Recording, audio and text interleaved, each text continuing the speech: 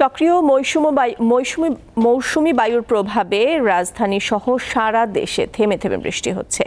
সমুদ্র বন্দরে ৩ নম্বর সতর্ক সংকেত জারি করা হয়েছে। পটুয়াখালীতে বুধবার থেকে থেমে থেমে গুড়ি গুড়ি বৃষ্টি হচ্ছে। এতে ভোগান্তিতে পড়েছেন সাধারণ মানুষ। বাতাসের চাপ বাড়ায় কুয়াকাটা সংলগ্ন বঙ্গোপসাগর কিছুটা উত্তাল রয়েছে। ঝোড়ো হাওয়া বয়ে যাওয়ায় শঙ্কায় পটুয়াখালীর পায়রা, চট্টগ্রাম, কক্সবাজার ও মোংলা সমুদ্র বন্দরে ৩ নম্বর স্থানীয় সতর্ক সংকেত দেখিয়ে যেতে বলা হয়েছে। মাছ ধরা ট্রলার সমূহকে উপকূলের কাছাকাছি থেকে সাবধানে চলাচল করতে বলা হয়েছে।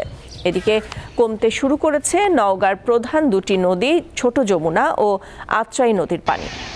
নওগাঁ পানি উন্নয়ন বোর্ডের উপবিভাগীয় প্রকৌশলী প্রবীর কুমার পাল জানান, ভারী বৃষ্টিপাত ও পাহাড়ি ঢল না আসলে নওগাঁয় বন্যার কোনো আশঙ্কা নেই।